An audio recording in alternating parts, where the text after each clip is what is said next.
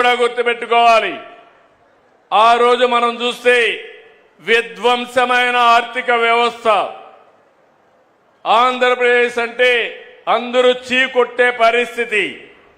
మన వాళ్ళు ఇక్కడ పెట్టిన పరిశ్రమలు మేము ఇక్కడ వద్దు అని వేరే రాష్ట్రాలకు పారిపోయే పరిస్థితి. పెట్టుబడులు పెట్టాలంటే మనుషులు వచ్చేవాళ్ళు కాదు. అప్పులు ఇవ్వాలంటే ఎవరు ఇవ్వకుండా 12.5% 13% అప్పులు తీసుకొచ్చారు.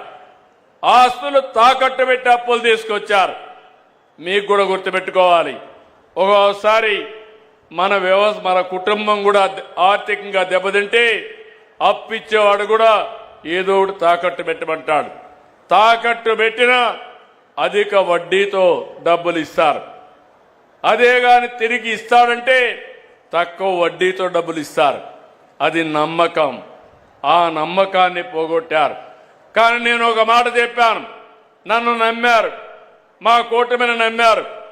ఆ మాట నిలబెట్టుకోవడానికి ఎన్ని కష్టాలున్నా పర్వాలేదని సూపర్ 6ని అనుకున్న టైం కంటే ముందు మీకు ఇచ్చి మీలో ఒక నమ్మకాన్ని కల్పించాం. ఈరోజు మీరు చూస్తే ప్రతి అడుగు మీకోసం వేస్తున్నాం, ప్రతి క్షణం మీకోసం ఆలోచిస్తున్నాం, ప్రతి అవకాశాన్ని సద్వినియోగం చేసుకుంటున్నాం. దానివల్ల 20 లక్షల కోట్ల రూపాయలు పెట్టుబడులు వచ్చాయి. 23 లక్షల మంది మన పిల్లలకు ఉద్యోగాలు వస్తాయి. ఆ రోజు మెగా డిఎస్సి పెడతానన్నాను.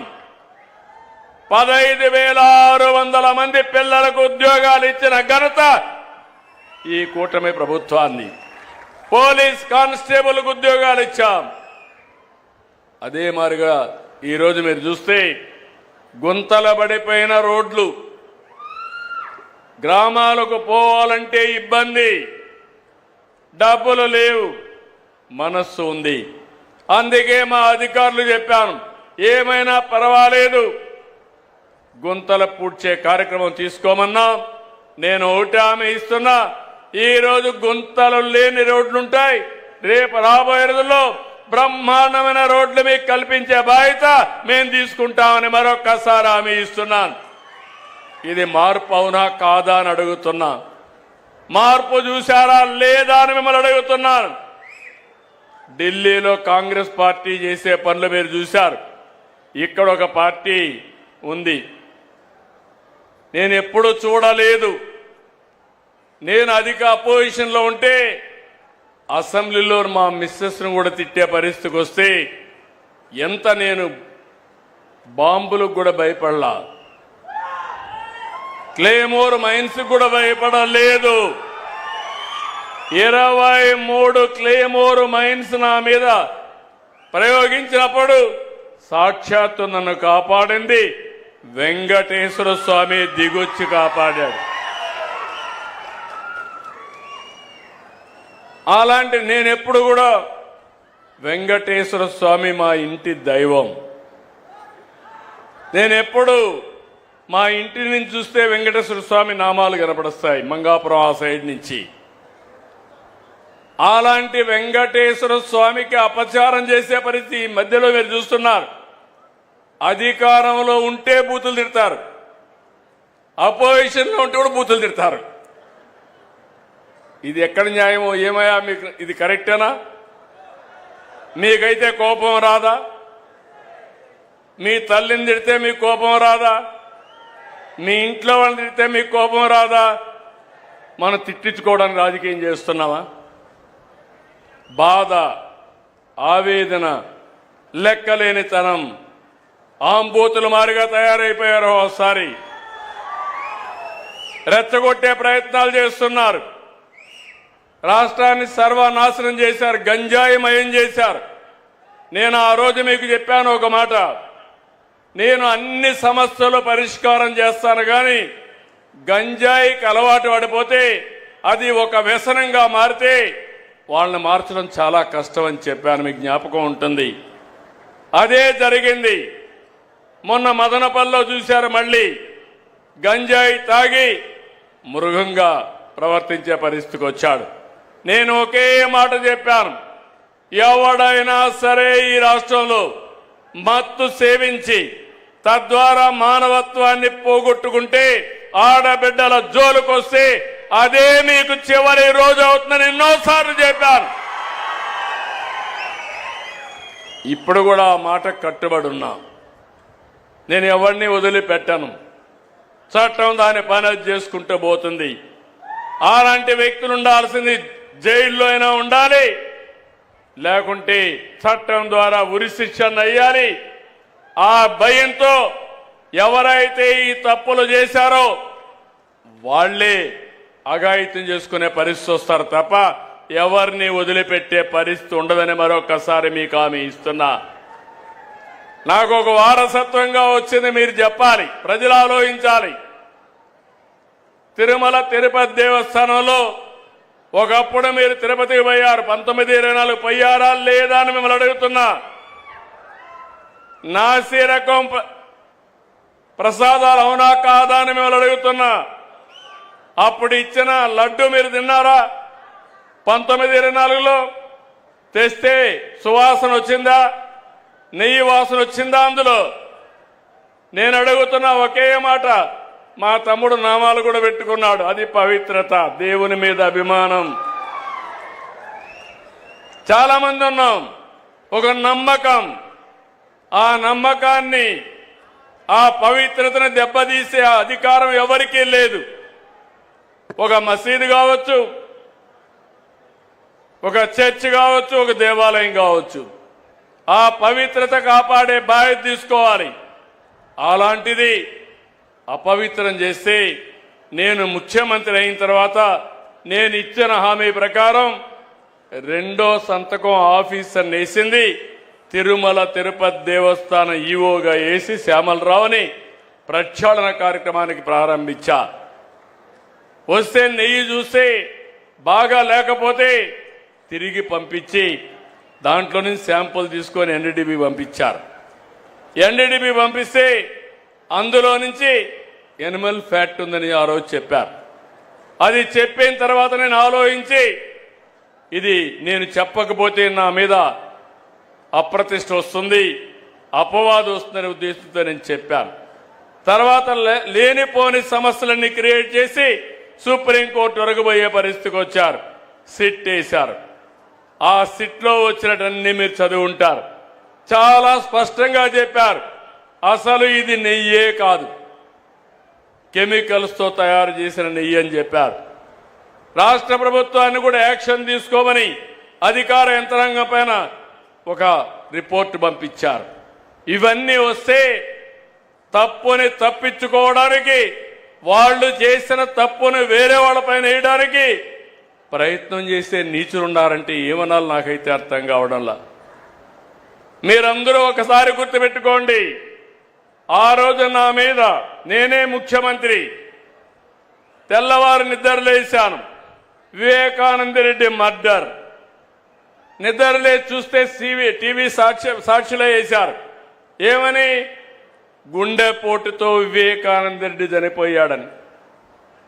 నేను కూడా నమ్మాను, పాపం అనిపించింది.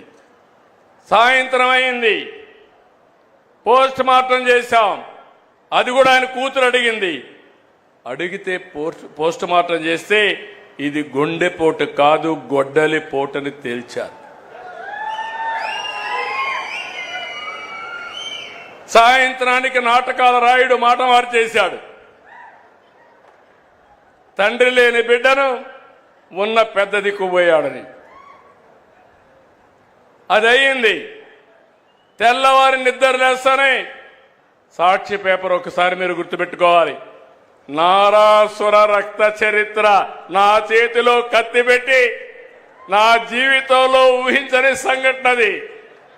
నేను రాజకీయం చేస్తాను కానీ రౌడీల గుండెల్లో రైళ్లు పరిగెత్తిస్తాను కానీ సంఘ విద్రోహ శక్తులను అణిచివేస్తాను కానీ ప్రాణానికి కూడా లెక్క పెట్టుకోను కానీ నేను నేరాలు చెయ్యబోనని మీ అందరికీ హామీ ఇస్తున్నా. అది నా నిజాయితీ, అది నా యొక్క జీవితం అంతా కూడా మీరు చూశారు. అలాంటిది పాపం ఆ అమ్మాయి కూడా వాళ్ళ చిన్నాన్న కూతురు మోసపోయింది. తర్వాత తెలుసుకునే కొద్దిగా లేట్ అయిపోయింది.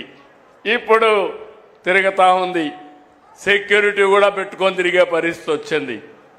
నిన్న మీరు చూస్తే ఇంత స్పష్టంగా చెప్పితే, అపవిత్రం చేశారని చెప్తే, అవినీతి జరిగిందని చెప్తే, తిరిగి హెరిటేజ్ అనే కంపెనీ తీసుకొచ్చి నా పేరే వేసి తప్పించుకోవాలంటున్నానంటే కరుడు గట్టిన నేరస్తుడు అవునా కాదా అని మిమ్మల్ని అడుగుతున్నా. అలాంటి నేరస్తులతో రాజకీయం చేయాలనా? ఏమంటారు మీరు? అంటే మీకు బాధ్యత లేదా? నాకు ఒక్కడికైనా బాధ్యత రాష్ట్రాన్ని కాపాడుకోవడం? మీకు బాధ్యత లేదా? ఎందుకు మీరందరూ కూడా గట్టిగా ముందుకు రావడం లేదు నేను అడుగుతున్నా. మంచిని అభినందించాలి, చెడుని ఖండించాలి. చెడు వ్యక్తులను కూడా ఎక్కడికక్కడ మీరు నిరాకరించే పరిస్థితి రావాలి. అప్పుడే రాజకీయాలు ప్రక్షాళన అవుతాయి. అట్లా కాకుండా ఏదో చిన్న చిన్న దీని మీదనే ఆలోచిస్తా కూర్చుంటే నాకెందుకు వచ్చిందని మీరు ఇంట్లో పడుకుంటే 5 ఏళ్లు మీకోసం నేను కష్టపడ్డా. కడాన నాకు ఎప్పుడూ ఊహలో కలలో కూడా ఊహించలేదు. నేను కూడా జైలుకు పోవాల్సి వచ్చింది. దేని మీద పోయాను మీరు చూశారు. నాకు ఒక నోటీస్ ఇస్తే నేను సమాధానం చెప్పేవాడిని.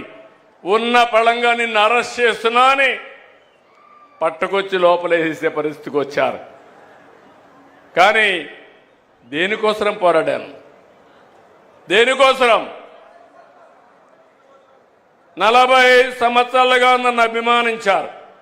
ఎవరికి ఇవ్వని గౌరవం నాకు ఇచ్చారు. సమైక్య ఆంధ్రప్రదేశ్లో కానీ ఈ రాష్ట్రంలో కానీ నేను మీరు కష్టాల్లో ఉన్నారని, ఇబ్బందుల్లో ఉన్నారని, దౌర్జన్యాలు ఉన్నాయని నేను కూడా పారిపోతే ఈ రాష్ట్రం ఏమవుతుందని ఆలోచించి నా ప్రాణం పైన పర్వాలేదు ఈ రాష్ట్రాన్ని కాపాడాలని కాపాడడం కోసం ముందుకు పోయాను.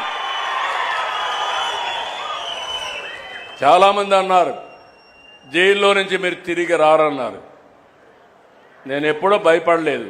నేను ఒకే మాట చెప్పా, నేను 23 క్లెయిమోర్ మైన్స్ నా మీద వేసినప్పుడే భయపడకపోతే దీనికి నేను భయపడనని చెప్పాను. ఒక పద్ధతి కోసం, ఒక పర్పస్ కోసం ఉన్నప్పుడు భయపడను. అది నా నైజం. ఇప్పుడు చూస్తే నిన్న సాక్షాత్తు వెంకటేశ్వర స్వామి ఫోటో కూడా కౌన్సిల్లోకి తీసుకెళ్లిపోయారు. ఏం తమ్ముళ్ళు, ఇది మీకు న్యాయం అనిపిస్తుందా?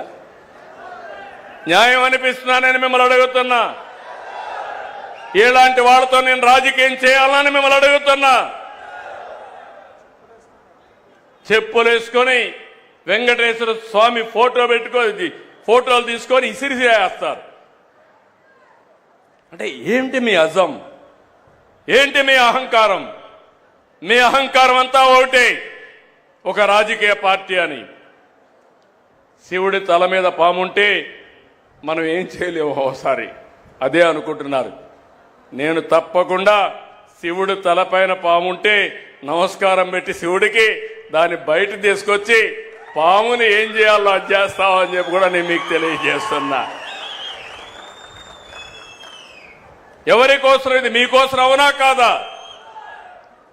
పల్నాడులో ఏం జరిగింది? రాజకీయాలు ఏంటి? ముఠా కక్షలు.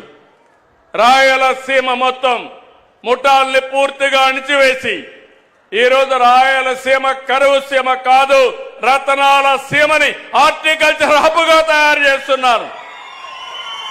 నీళ్ళిచ్చా హార్టికల్చర్ హబ్ చేస్తున్నా, రైతాంగాన్ని బాగు చేసే బాధ్యత తీసుకున్నా. ఇక్కడ కూడా మిమ్మల్ని అందుకే అడుగుతున్నా. నేను చాలా పెను మార్పులు తీసుకురావాలనుకుంటున్నాను. ప్రతి ఎకరాకు నీళ్లు ఇవ్వాలనుకుంటున్నాను. కరెంటు ఛార్జీలు పెంచకుండా ఉండాలనుకుంటున్నాను. మన పిల్లలకందరికీ ఉద్యోగాలు ఇవ్వాలనుకుంటున్నాను. ప్రతి ఒక్కరికి ఐటీ నేర్పించాలనుకుంటున్నాను. ప్రతి ఒక్కరు కూడా కష్టపడి పనిచేయడమే కాకుండా స్మార్ట్గా పనిచేసే విధానానికి శ్రీకారం చుడతాను. మీ జీవన ప్రమాణాలు పెంచుతాను. ఇలాంటి కార్యక్రమాలు నేను అనుకుంటే 24 గంటలు నిద్రలేస్తే ఇదే ప్రయోగాలు, చెత్త ప్రయోగాలు, పాతకాలపు రాజకీయాలు. మొన్న బయట వస్తే మీరే చూశారు. బయట వస్తే బలవంతంగా మనుషులు తీసుకొస్తారు. వాళ్ళ కారుల కిందనే మనుషులు చంపేస్తారు. చంపేసి మళ్ళీ గవర్నమెంటే చంపిందని మన మీద నెపవేస్తారు.